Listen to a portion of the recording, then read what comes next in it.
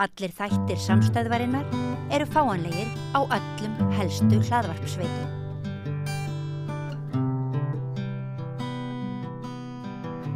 Já, það er komið að neytendahorninu og hann er hérna Benjamin Julian sem er verkefnisstjóri í Verðlagseftirliti í Alþýðusambands Íslands og velkomin. Góðan daginn. Það er hérna verið ykkur samkynni eða var fyrir ykkurum mánuðu síðan samkynni í matvöru? Já.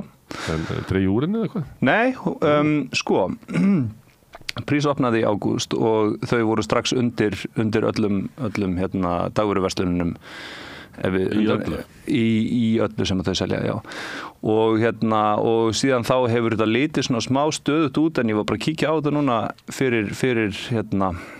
fyrir þáttinn og mér sýnist Prís vera ennþá að draga sig lengra frá bónus í lægsta verði, þannig að bilið er að brekka. Þó svo að bónus ekki elta Prís? Það er alltaf í einhverju, sko, en ekki öllu. Það eru sumar vörur sem þau bara komast ekki upp með elta Prís í, af því að þau eru bara það ódýr þar að þau eru hljóta að vera að borga með vörunum.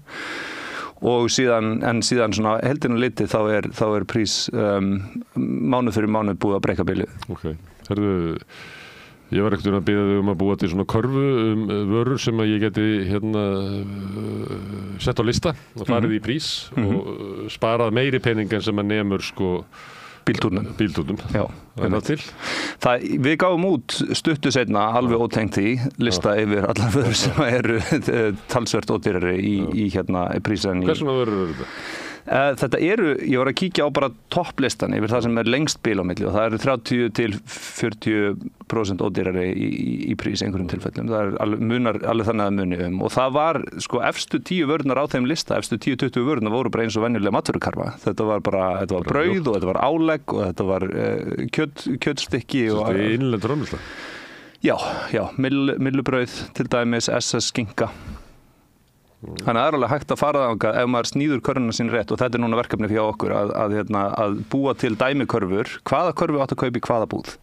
Ef þú getur ekki gert þér ferð nema einu sinni í mánuði í þessa búð, hvað er það þá sem þú ættir að vera að horfa til? Og það eru körfur sem við viljum setja upp. Ja, svoleiðis körfur voru til hérna þegar Aldi var að byrja og eitthvað svoleiðis sem að byrjuðu með takmarkað vörúrval og þá var þetta gefið út svona til þess að hjálpa fólki.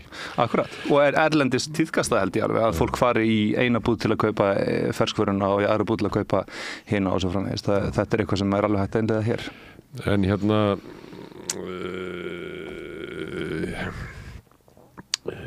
þessi samkeppni sem er þarna ef það er hérna 30% ódýrara í Prís þýðir það þá að bónus sé að taka sko 30% aukalega af mér þegar ég er að kaupa vörunar eða er Prís að gefa þér 30% úr eigin vasa?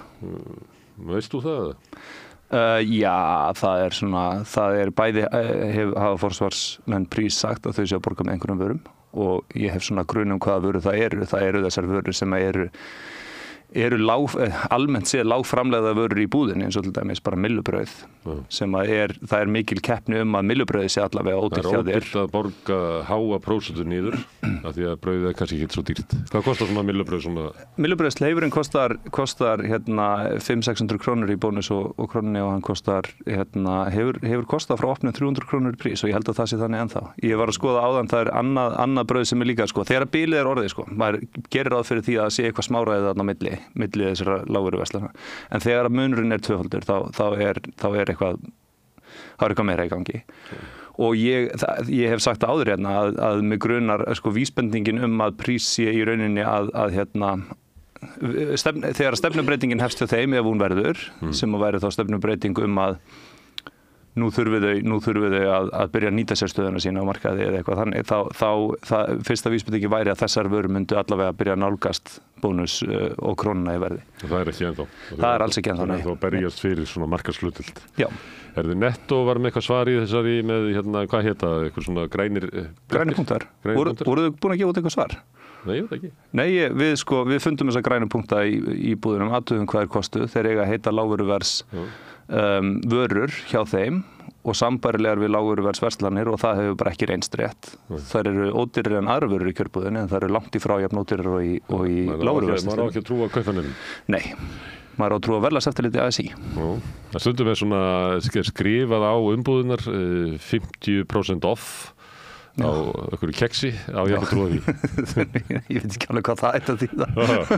Það kannski svona keks og svo er bara 1/3 bara hérna. Já, 33% meira heitir á Íslandi og við erum ekki alveg svo góð að gera. Maður veldi þetta fyrir sig að maður inni í stórmörkuðu sko, hvað verið að segja manni sko, hvað satt og hvað Já, akkurat. Og ég veit líka ekki við hvað þau eru að miða. Ég meina, kannski er fólk svo vant í að kaupa þetta keks að það veit hvenær 50% oft þýðir eitthvað en þetta bara orðin einhver venja að setja 30% meira á einhverju vörur. En hérna þið verið með verðlagseftirlit og er Netto eitthvað að aðlaga sig að því eða? Já, sko, það sem að hérna svona, þegar verðlagseftirlit horfði fyrst og fremst á svona 100-200 vörur og gerir samanburð á þeim, þá var tiltölulega auðvelt að laga sig að og þetta er það sem var vandamáli við verðgáttina sem að einhverjum muni kannski eftir sem að var opin í 1 ár og þar inni voru einmitt 100-200 vörur sem voru mjög sambærilegar við körfuna frá ASI. Og búðirnar aðlögu sig þessu bara bang. Og þar eru allar búðirnar svipað dýrar. Nú höfum við með nýju verðlagseftirliti breikkað úrvali sem við erum að skoða þannig að það eru 1000 vörur cirka sem eru samanburðarhæfar í verslunum ef við horfum allavega bónuskrónuna á Netto það eru 1000 vörur sem eru 10-falt fleiri 5-10 sem fleiri og ég var að athuga hver hérna verðhækkunin hefði verið milli ára því að Netto hefur verið að lækka í verði núna í ár þau hafa allavega síðan í júlí hækkuðu mest í júlí og síðan hafa þeir síðan þá verið að lækka til að lakka eins og sem þeir Akkurat, en þeir enduðu á lægri punkti þannig að þeir voru ódýrari og í samanburðinu samanburðinu milli verslana hins vegar eru ekki allar vörur samanburðarhæfar milli verslana Netto er með fleiri vörur heldur en eru seldar í bónus og heildarhækkunin bara frá í nóvember í fyrra einsárshækkunin hjá Netto er 0,5% sem er það sama ef við bara meðaltali yfir allar vörur sem þau selja sem er það sama í krónunni en meðalhækkunin á vörunum sem þú finnur líka í bónus hún er -6%. Þau hafa verið að lækka allt sem samanburðarhæft. En það þýðir þá líka að þó þau lækki í samanburðinum hvaða búð er ódýrust á Íslandi, þau hafa verið að fikra sig niður þann lista, jafnt og þétt í ár eða í haust. En núna þarf fólk að byrja að gæta sín vegna þess að á móti hefur greinilega restin hækkað. Þannig að meðalhækkunin er ennþá jákvæð þó að þau hafi verið að draga sig niður í ár á samanburðarvörunum. Þannig að eitthvað er að hækka nógu mikið til þess að sé þess verð að athuga það. Er þetta svo afgerandi að maður geti orðið svona þroskaður neytandi með því að kaupa bara vörur sem allir selja? Það er haldið niður í verðið á því. En passa sig að kaupa eitthvað vörumerki sem er bara til í Netto? Extra held ég eitt heiti allavega að passa sig sko. Síðan er annað nefnilega líka að það eru þessi sérmerki þau hafa bara sína eigin verðtakta við höfum byrt núna á verðlagseftirliti.is sem er okkar mælaborði yfir hvað er að gerast á matvörumarkaði þá höfum við verið að byrta hvaða framleiðendur eru að hækka og hvaða framleiðendur hafa lækkað síðan í undirritun kjarasamninga þegar fólk lofaði að halda sér höndum og allt það Nói Sirius er sigurvegari þar einhver 16% hækkun á þessu ári eða eitthvað alveg rosalega hækkun í Skammarbekk sigurvegari nei, þetta er ekki jákvæmt að vinna þetta nei, er ekki hægt að kalla það tapara heldur þau eru að hafa rokið mest upp af öllum á þessu ári á meðan að Gestus til dæmi sem er svona merki hjá krónunni hefur lækkað ekki bara ekki hækkað heldur hreinlega lækkað og hefur lækkað einna mest af þeim sem við erum að skoða þannig að það þarf bara að athuga vel og þetta er enn sko, það sem allt þetta sýnir er að verðlagseftirlitið er eitthvað sem að fólk stillir sig eftir fólk er að fylgjast með hverju verðlagseftirlit er að fylgjast með og það þýðir bara að við þurfum að búa til nýjar aðferðir í hverju mánuði til þess að framkvæma okkar samanburði kílóverð samanburði til dæmis Nú var að koma jólin og þá kaupir fólk eitthvað til dæmis Nóa konfekt sem að Nóa Sirius hefur einhvern veginn tekist að sannfæra íslensku þjóðinum að það sé ekki hægt að halda jól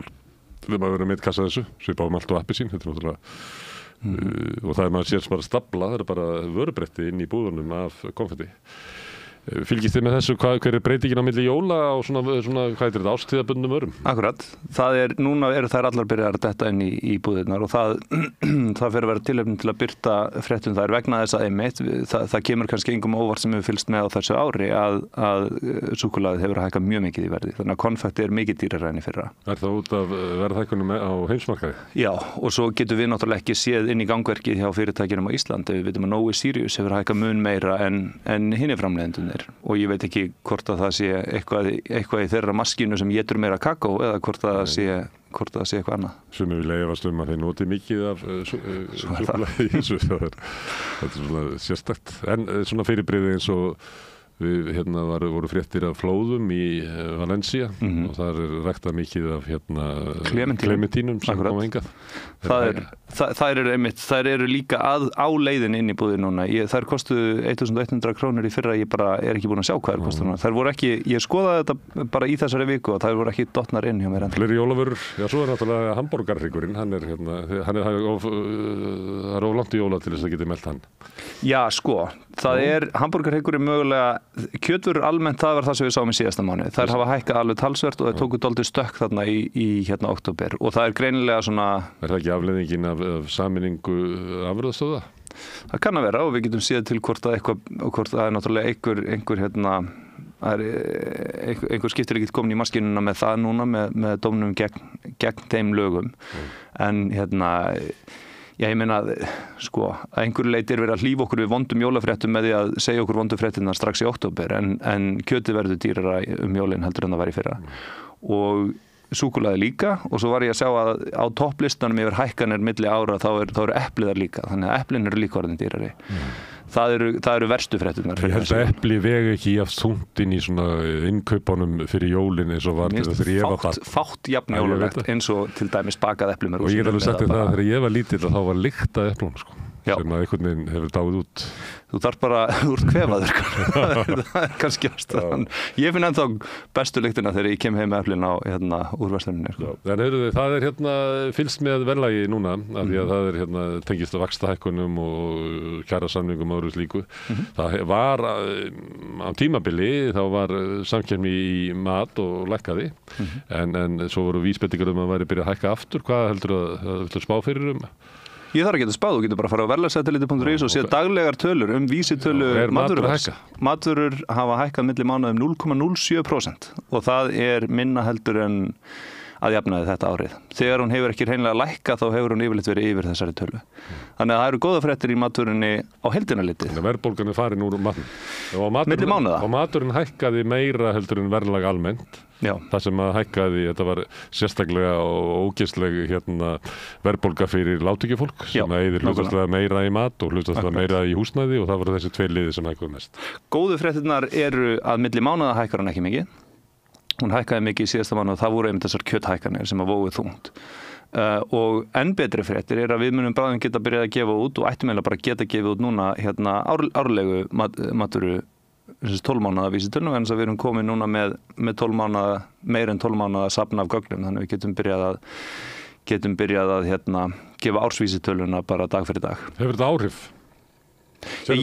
Mér sýnist að sko viðbröðverslana og samskiptin sem að áhyggjurnar sem þær hafa af verðkönnunum annars vegar og viðbröðin eins og dæmis í tilfelli Netto hins er benda til þess að þau sé að fylgjast með þess að minnstakosti jafn mikið og fólk sem er að reyna að spara út í búð. Herru, Benjamin, alltaf kannan að fá þig hingað. Kærar þakkir. Takk fyrir mig. En við sitjum hérna áfram við rauðaborðið og tökum fyrir næsta mál. Það er komin tími á meiri samvinnu. Hinn eina sanna breyting er sósíalismi. Sósíalistaflokkurinn vill að húsnæðiskerfið hætti að vera leikvöllur braskara. Meira stefnuna inn á xj.is.